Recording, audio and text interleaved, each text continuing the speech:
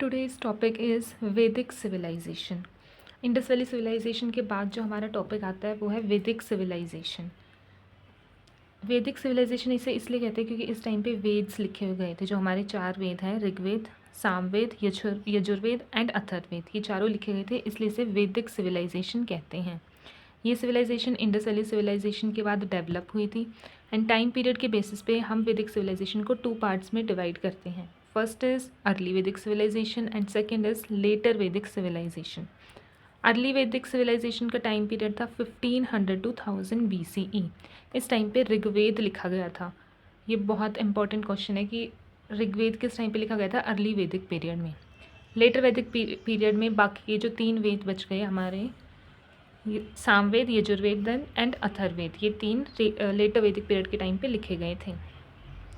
तो इसके बाद तो अगर हम सोर्सेज की बात करें तो ये जो 4 लिखे गए तो इन दोनों के टाइम पे, वही 4 हमारे सबसे इम्पॉर्टेंट सोर्स हैं एंड सबसे मेन सोर्स है वैदिक सिविलाइजेशन की। तो ऋग्वेद सबसे ओल्डेस्ट वेद है क्योंकि अर्ली वैदिक में लिखा गया था। इसमें हाइमन्स हैं टू गॉड, प्रेयर्स हैं, उनकी प्रेज हैं। सामवेद में मेलोडीज़ एंड सॉन्ग्स, यानी सॉन्ग से रिलेटेड चीज़ें हैं सामवेद में। यजुर्वेद में सेक्रीफाइसेस में जो सेक्रीफाइस एंड यजन्स होते थे उस टाइम पे जो रिचुअल्स किए जाते थे सेक्रीफाइसेस के टाइम, वो सब यजुर्वेद में हैं। अथर्ववेद में मेडिसिन, मैजिक, स्पेल्स, तंत्र वगैरह, ये सब चीज़ें हैं। देन हम स्टार्ट करते हैं अर्ली वैदिक पीरियड। अर्ली वैदिक पीरियड 1500 टू 1000 BC इसका टाइम पीरियड है। इस टाइम पे आयरन नहीं आया था। इस टाइम पे copper and bronze he metals he use किए जाते थे। तो आयरन नहीं आया था तो एग्रीकल्चर के टूल्स, इम्प्लीमेंट्स नहीं थे हमारे पास। तो इसलिए इस अर्ली वैदिक पीरियड में जो सबसे मेन ऑक्यूपेशन था लोगों का वो एग्रीकल्चर नहीं था, क्योंकि इम्प्लीमेंट्स, टूल्स बहुत कम थे हमारे पास। तो इस टाइम पे मेन चीज़ थी वो थी डोमेस्टिकेशन करना, किसका, कैटल का। सो कैटल ही उनकी इंपॉर्टेंट वेल्थ होती थी। तो अगर हम पॉलिटिकल लाइफ देखें तो किंग्स होते थे जिन्हें कि राजन बोला जाता था। इंडस वैली सिविलाइजेशन में किंग्स का कोई जिक्र नहीं था, बट यहाँ पे किंग्स होते थे, किंग्स आ गए थे जिन्हें कि राजन बोला जाता था, बट वो कोई आर्मी नहीं रखते थे अपनी। एंड उस टाइम पे ट्राइबल असेंबलीज़ होती थी, जैसे कि सभा, समिति, विधाता। ये 3 बहुत ही इंपॉर्टेंट ट्राइबल असेंबलीज़ हैं। Sabha, assembly of elders; samiti, popular assembly; and vidatha is a political and military assembly. So ये तीनों बहुत इंपॉर्टेंट है। सभा एंड समिति आर द मेन असेंबलीज़। उसके बाद सोसाइटी की बात करें तो वो पेट्रियार्कल थी, मेट्रियार्कल नहीं थी। इंडस वैली सिविलाइजेशन में हमें मेट्रियार्कल टेंडेंसीज़ मिली थी, बट वैदिक सिविलाइजेशन में, अर्ली वैदिक पीरियड में हमें पेट्रियार्कल एविडेंसेस मिले हैं कि सोसाइटी पेट्रियार्कल थी।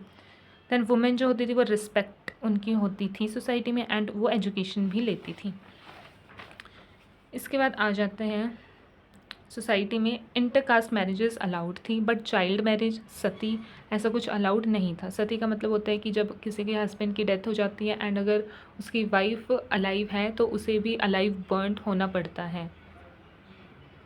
उसके बाद है इकोनॉमी में जैसे मैंने बताया आयरन नहीं था तो उनके पास टूल्स नहीं थे, इसलिए मेन ऑक्यूपेशन एग्रीकल्चर नहीं था, कैटल रियरिंग ही मेन ऑक्यूपेशन थी। सो जो मेन वेल्थ थी उनकी कैटल थी, जो उनकी इकोनॉमी का सोर्स था कैटल था। देन एग्रीकल्चर उस टाइम पे डेवलप हो रहा था धीरे धीरे, बट एग्रीकल्चर मेन सोर्स नहीं था, वो कहीं कहीं था।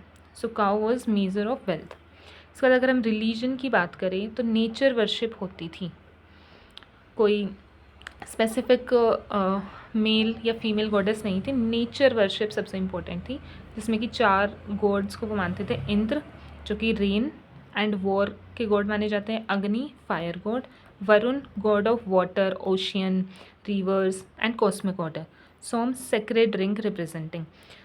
सोम एक सेक्रेड ड्रिंक होता है तो उसे जो रिप्रेजेंट, सोम को जो रिप्रेजेंट करते थे उसे सोम गॉड बोला जाता था। Then metals, bronze and copper familiar थे उस टाइम पे, बट आयरन नहीं आया था।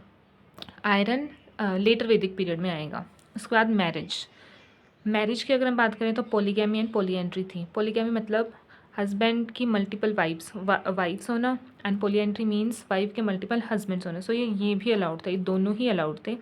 लेविरेट मैरिज अलाउड थे। लेविरेट मैरिज मतलब कि चादर उड़ाना, या जिसे कहते हैं कि अगर फैमिली में कोई फीमेल विडो हो जाए तो अगर कोई मेल मेंबर अनमैरिड है तो उसकी शादी उससे करा देते थे, उन दोनों की आपस में शादी करा देते थे, इसे कहते हैं लेविरेट मैरिज। सो ये भी उस टाइम पे अलाउड थी, ये वैदिक सिविलाइजेशन के टाइम से ही चली आ रही है। इसके बाद इंटरकास्ट मैरिजेस अलाउड थी। दैन कुछ इंपॉर्टेंट रिवर्स आती हैं इसमें, सरस्वती रिवर जो कि अब माना जाता है कि सूख गई थी, बाद में ड्राई अप हो गई थी। इंडस रिवर एंड यमुना, ये 3 बहुत ही मेजर रिवर्स है अर्ली वैदिक सिविलाइजेशन की। So early Vedic civilisation topic यहाँ ख़त्म होता है।